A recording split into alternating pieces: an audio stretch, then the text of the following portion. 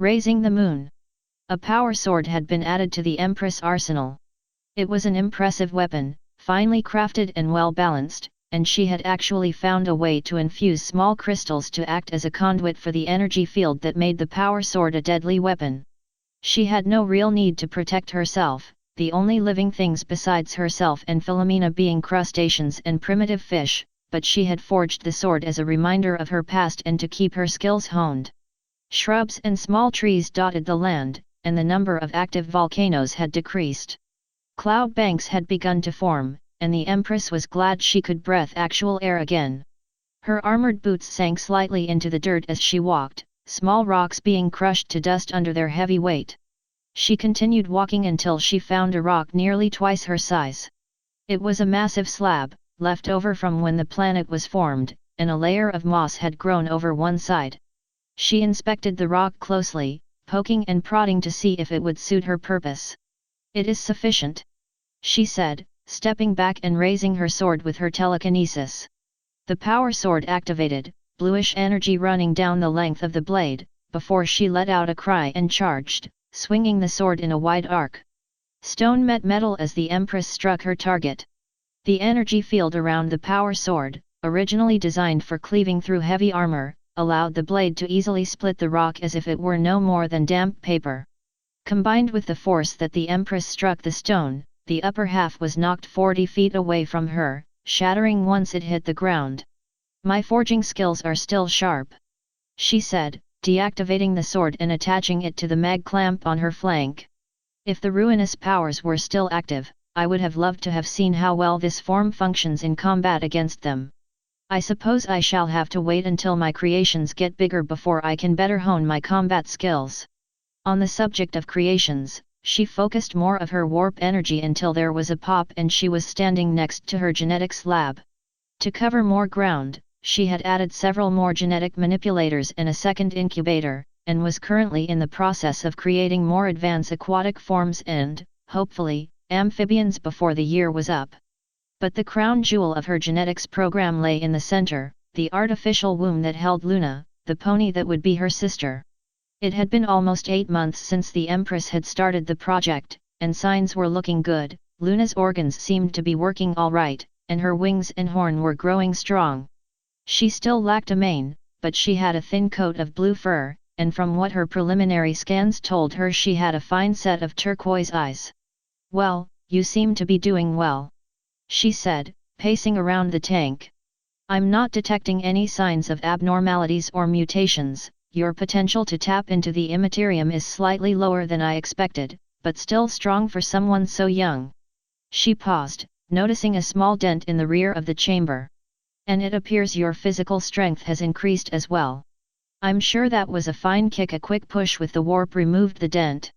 Luna squirmed a little, but otherwise did not react. "A fine specimen indeed. I wonder if this is what normal beings go through when they have children." The Empress paused, looking out over the landscape. "Once I create my followers, I shall ask them." She sighed, shaking her head. "Look at me. I sound like some muggos that just found the original blueprints to the Bane blade. She is my sister, not some knick-knack to bribe an inquisitor with." She chuckled and looked back at the chamber in which her sister grew. "But, how am I supposed to handle this?" She approached the chamber and knelt down, bringing herself as close to the head of her sister as possible. If you can hear me. I'm sorry for treating you like a subject. I mean, after all, you are my sister, I guess. But, well, there's nothing much I can do while you grow, and rushing the process may expose you to potential corruption, and I can't let that happen." She closed her eyes and hung her head. "That's what happened to some of my sons in the past, although they fell in different ways. You won't know them, hopefully. It was not pleasant in the slightest. Pleasant doesn't even begin to describe it. But you shall not be like them. I shall teach you kindness and generosity. You shall create and explore," and she stumbled mid-sentence before sighing and laying her head against the chamber. "I can't do this. I am an Empress, a commander of legions and conqueror of planets. I can't teach and raise a foal." She heard a muffled bang and looked up. Somehow, either she had heard her distress or had acted on nervous input, Luna had placed her right hoof next to the Empress' head. She smiled and placed her own hoof against the glass. Perhaps you could help me. More time passed. The Empress had tasked Philomena with monitoring Luna while she worked, the phoenix more than happy to watch the growing foal. Luna seemed to be less active during the day, inputs using the warp helped, and thus required less time for the Empress to monitor her. The oceans had started to become slightly overcrowded, so she had had to flood several valleys and break down land bridges to allow for expansion. She was now focusing on large fish, primarily based on tuna that she had encountered during her previous life. "How is my sister doing?" she asked. Philomena chirped and flew over to her. "That's good. I'm glad that she's doing well." There was a chirp from Philomena. "Well, I'm not exactly sure how. I suppose I could just teach her by experience, or I could construct some kind of learning material for her to dash." She stopped when the entire world went black. Puzzled, she looked up and saw the moon high in the sky, surrounded by a soft blue glow. A soft blue glow coming from Luna's horn. Celestia stared at Luna for a moment before she was nearly knocked over by a pulse in the warp. "Damn it, I should have seen this coming." She rushed over to the chamber, Philomena flying after her. "She's already reaching out into the warp." The Empress circled the chamber, her horn glowing bright in the dark. Even with the Empress acting against her, Luna's powers would not cut out. Such control, even for an infant. "If it wasn't jeopardizing the entire planet, I would be proud." Philomena squawked as the Empress worked. "No, she still has 1 month left of development. I don't want to risk anything happening because I was impatient." Philomena tilted her head and chirped. "Crustaceans and fish can be replaced, she cannot. Provide me some better light so I can fix this without hurting her." Philomena nodded before she was consumed by flame, illuminating the entire facility. "Thank you, Philomena." The Empress tapped her horn to the chamber, reaching out to her unborn sister. Luna did not take kindly to the intrusion, and the Empress met a large amount of resistance as she reached out.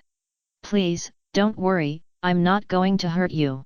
But your powers are interfering with the natural cycle of this world, and if you keep reaching out then you may kill everything. Please, let go." The resistance dissipated, and the Empress was able to retake control of the moon. "Thank you." A quick push and once again the sun was back in the sky. The Empress sighed and sat down. "The first thing I want to teach you is how to control your powers." Philomena squawked and flew off. The Empress looked at the foal, sleeping silently in her chamber. For a brief instant she thought she saw the foal smile, but passed it off as merely a twitch in Luna's still developing muscles. "I must go and see what kind of damage your outburst caused." Most of her original creations were either dead or severely reduced in population as a result of Luna's show of power, most of them killed by the sudden shift in the tides.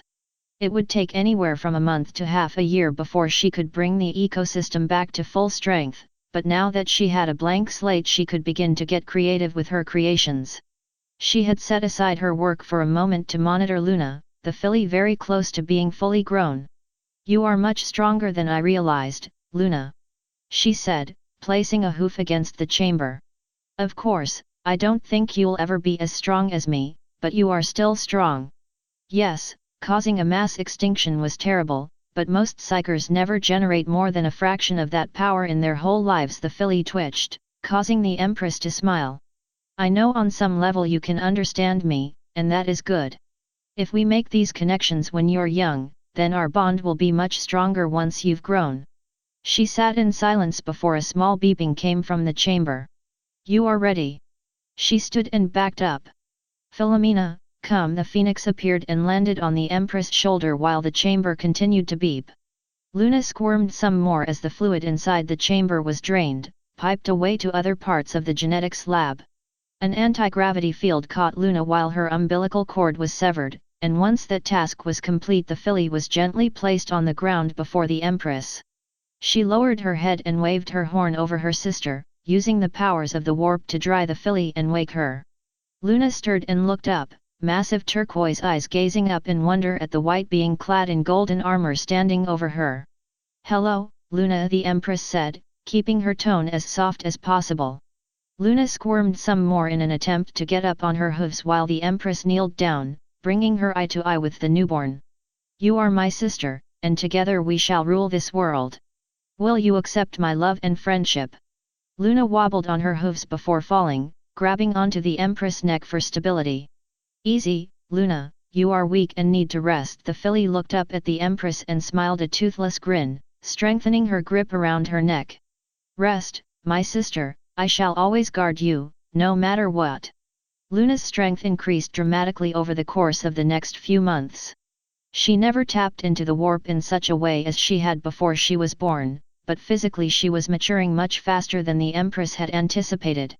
The little filly spent her days running around the length of the genetics facility as fast as her stubby legs could carry her, giggling as Philomena followed her.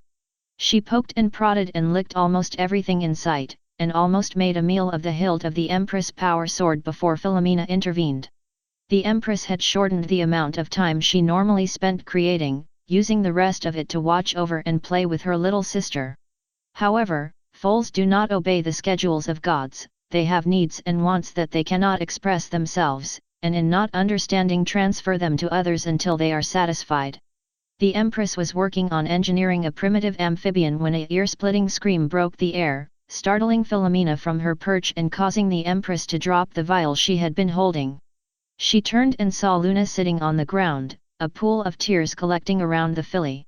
"Did you do something I didn't know about?" she asked, glaring at Philomena. The bird chirped in protest. "You almost tried to eat my first sharks when I wasn't looking. I have every right to believe you may be up to something."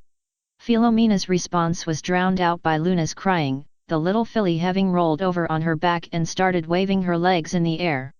The Empress set aside her work and rushed to Luna, scooping the filly up in her forelegs. "Shh, shh. Your sister is here for you, please stop crying. Please." Luna would not listen, her tears dripping down the sides of the Empress' armor. "Maybe there's some way to cheer you up. What do mothers do when trying to cheer up children?" "Sing, that could work. But I don't think I know of any songs." She shifted through her memories before coming to one she had learned from viewing the memories of a psyker sacrificed to her during her time on the throne. "No, that won't work. I doubt she'll know what a land raider is, much less why someone would spend all day crushing heretics with it." She frowned and continued thinking while Luna's crying got louder. Then she stumbled on one, something she had remembered from her time wandering Holy Terra, before the Age of Strife, before the Iron Men, even before humans had first taken to space. She could not remember the exact time or place, only that the song would serve her purpose. She took a breath and began to sing. "Hush now, quiet now. It's time to lay your sleepy head. Hush now, quiet now. It's time to go to bed." Luna stopped crying, blinking slowly as the Empress continued. "Drifting off to sleep. The exciting day behind you. Drifting off to sleep. Let the joy of dreamland find you." Luna's eyes began to close and she snuggled into the crook of the Empress' foreleg. "Hush now, quiet now. It's time to lay your sleepy head. Hush now, quiet now. It's time to go to bed." The Empress stopped when she heard the sound of snoring. Luna fluttered her wings and snuggled closer to her chest, a small line of drool running from her mouth. "Sleep well, Luna." Philomena returned to the Empress' shoulder and chirped. "Yes, I do feel better for this." A series of chirps.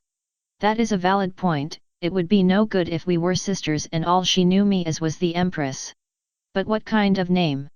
I am a ruler of nations, a commander of legions, a lord over the celestial bodies. I haven't gone by a proper name in millennia." Something in her mind clicked. She shall know me as her sister, Celestia.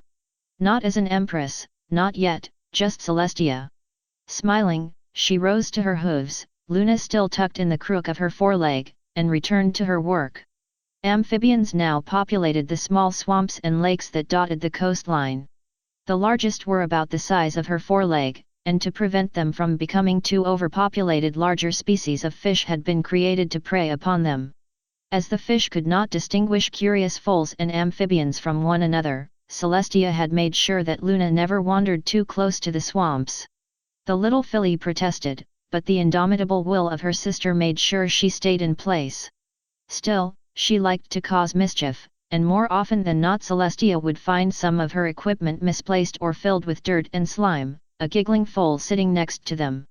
It was not as bad as it could have been, even when Philomena started teaming up with the infant. Celestia finished disposing of a petterpiece that Luna had snuck into the lab and looked at the filly. Luna looked back, a goofy grin on her face, before her sister sighed. I know at your age it's irresistible to grab everything and bring it back to show me, but I must ask you to stop. Luna cocked her head to one side, confused. I am working right now, and I don't want to deal with some amphibian running around here and possibly breaking something. Can we agree on this? Ma, the filly squeaked, her grin returning. Celestia blinked at what she had just heard. What? What did you say? Ma. But.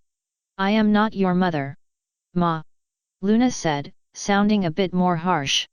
I am not your mother, I am your sister. Ma. Luna jabbed a hoof at Celestia. No, she planted her hoofs and looked down at her sister.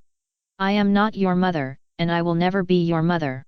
I am Celestia, and I am your sister. Do you understand that? The filly blinked before her grin returned. Tia, she said, turning towards something scurrying across the ground. Tia, Tia, Tia. Luna giggled, clapping her hooves together.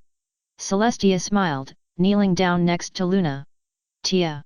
Her sister giggled again and hugged her neck. She reached up and stroked her sister's back, her armor clicking as she moved. I love you too, Luna.